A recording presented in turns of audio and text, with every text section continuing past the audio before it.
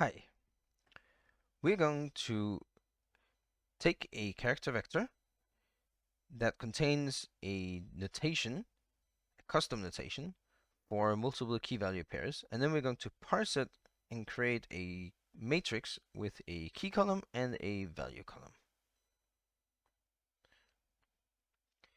Here's an example of such a notation, customized such that the key value pairs, like this key value pair, are separated with slashes, and the keys are separated from the slashes by colons. This really calls for a very commonly used short, so-called fork, which cuts text or really any data. This is how it works. Let's say we want to cut on these slashes. So we have the slash as left argument, and then we can do an unequal with this, and that gives us a Boolean mask that has ones for all the characters that are different from the slash and 0 for the characters that are equal to slash, that is the slashes. So these ones here, of which we start with 10, it corresponds to these 10 characters, and so on. Okay. Now we can also take in an identity function. This is the right function. It just returns its right argument. And then we can put this all together with a partition function. So what happens here is that we compute the mask, we compute the right argument, you can call that compute, it's just the right argument, and then the partition function isolates runs of characters from the right according to runs of ones from the left. And the separators that are indicated with 0, those are discarded, but they still cut at that point. So we can see how that works over here. Now, we're not done yet because we also need to cut each individual key value pair. So we can copy this whole expression and use a colon here, but this time we want to apply this whole thing to each. So we have an each operator, a higher order function, and we're cutting each one. And this gives us a vector or list of key value pairs, but it isn't quite a matrix yet. So the last step to make it into a matrix is the so-called mix. It takes the outer axis, there's one outer axis, and it takes the inner axis that we have here and combine them into an overall array that has two axes. And so the rank, the number of dimensions, increases, which is what the up arrow tries to indicate, that we are upping the rank, the dimensionality, and we do that by consuming inner axes and adding them as trailing axes to the outer axis. And that's the result we're looking for, but this isn't a function yet. In order to make it a function, we have to take this slash and colon as our left argument, says the specification. Then we put braces around the whole thing. Right argument is represented by omega. Left argument is represented by alpha. So here we want the second element of alpha, and here we want the first element of alpha. And this solves the problem, but it bothers me a bit, this code duplication, because you really see there's a pattern here that's being repeated. So what can we do about this? Well, it isn't entirely identical because we have the each here, which we don't have over here. But I think we can fix that. So let's, for now, just remove this part. But remember, we want the right part to also have an each and still do what it's supposed to do. So this gives us these key value pairs that haven't been parsed yet. We want to put an each here, but really there isn't an each to apply. We don't want to apply on each of these characters. So how can we make this work? if we enclose the entire right argument, now it's one thing, but it's still a collection of character vectors. It's just a collection that doesn't have any dimensions, and the each will then go into this enclosure and apply the function. And then this works, but we have this extra level of enclosing that happened. Now we don't want that, so we can do a disclose. And now we're back to the original, which means we can go up and fetch this thing that we removed before and insert it here. Okay, now maybe we should give this right argument a bit key value pairs, so it's not so wide. Okay.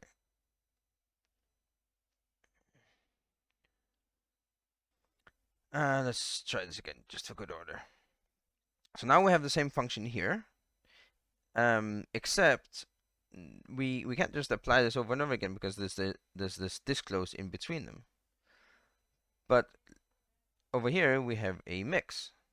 The funny thing actually is that disclose and mix is exactly the same when applied to a scalar, and that's exactly what we have here. We have a single thing without any dimensions. That's a scalar. Why is that? Because disclose just takes that first and only element and opens it up, whereas mix, remember I said it concatenates the outer x's, or in this case outer x's, with the inner x's, which here there aren't any inner x's.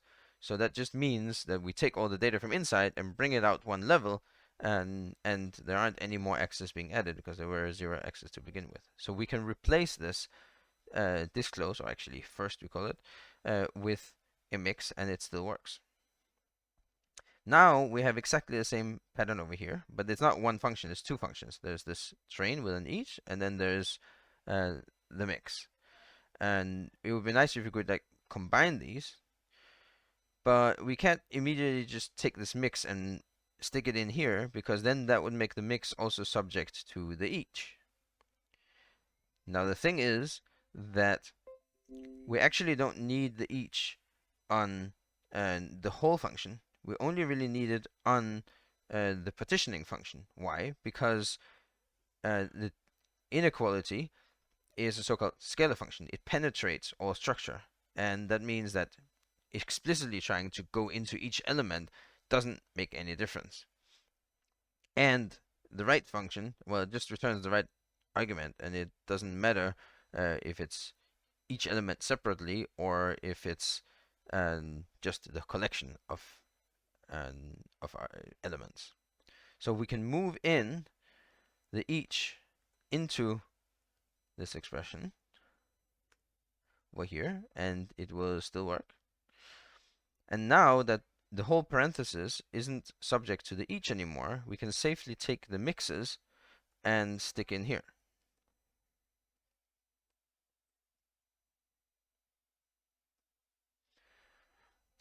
Now we truly have three elements: the enclosed argument, followed, and on its left, the first element from the left argument, and on its left, the second element from the argument, and we are simply sticking this function in between.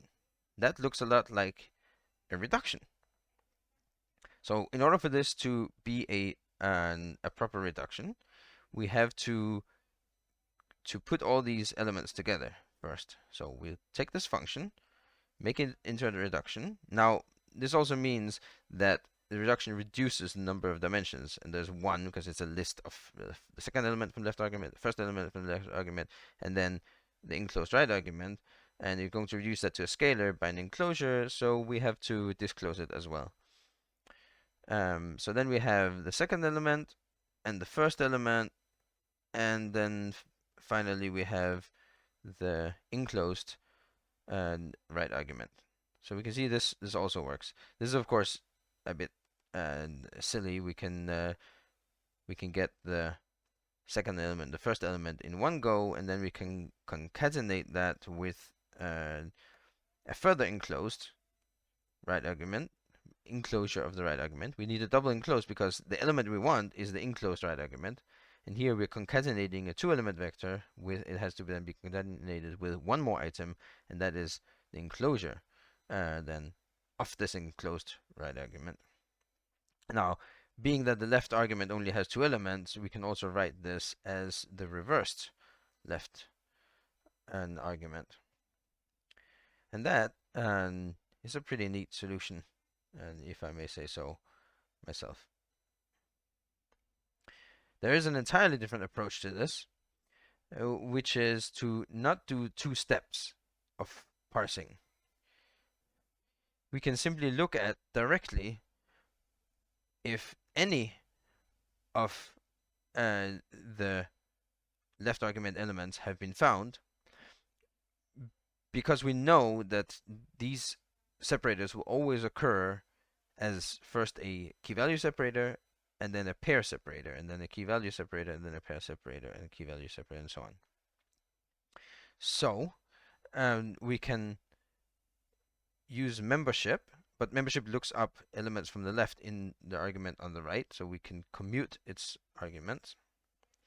And this tells us where any separator was. We can let's print this again just to remember how it looked. So we can see there are three characters that are not separators, then there's one separator, then there are 6 characters that are not separators, and so on. We are not actually interested here in which ones that are separators. We're interested in the not separators. Remember, that's just like the not equal that we were using before. So we glue a logical not on top of the membership function that inverts that, and this is the exact mask that the type of mask that we had before. So we can use this with the partition function, and the right argument is the data that's being partitioned, and that splits into key value, key value, key value. The only thing we need now is to shape this into a matrix.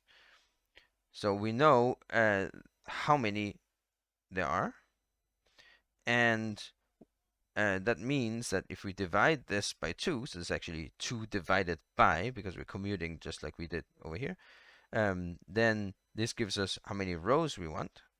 Then we can concatenate 2, 2, so 2 comma would be 2 concatenated 2, but we are concatenating with swapped arguments again, so it goes on the right. This gives us the shape, 3 rows and 2 columns, and then we can use that to reshape the argument to this inner function, and that gives us our solution.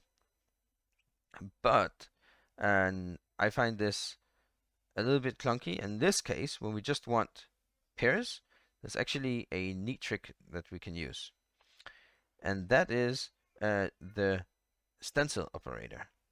So the stencil operator is often associated with things like game of life, cellular automatons. In this case, we're using it for something very simple. So stencil with a window size of 2, and all we want to do is just collect the individual windows.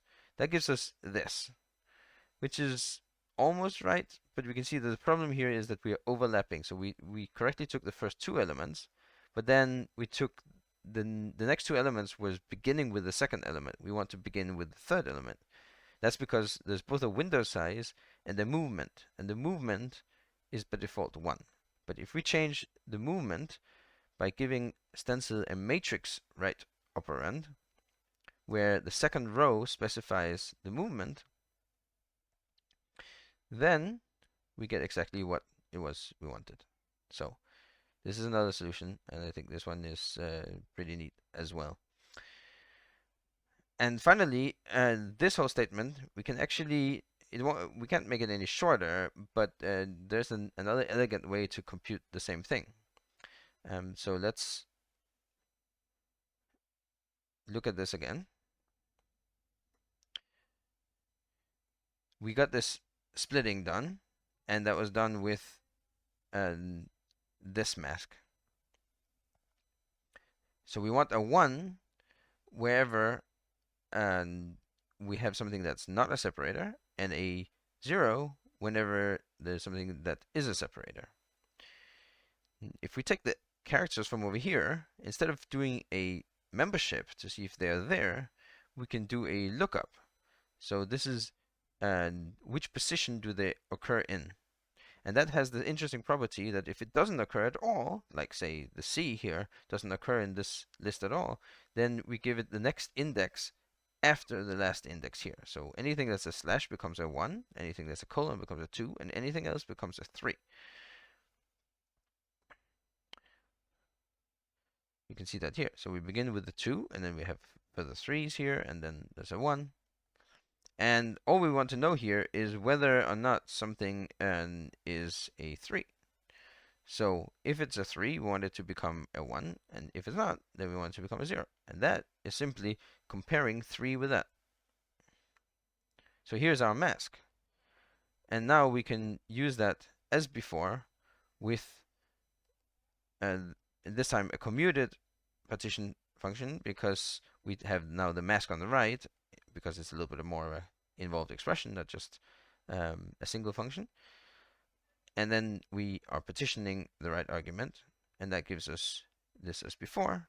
And then we can use exact same construct with reshape as we did, or we can use stencil as before to get our key value pairs in a matrix. Thank you for watching.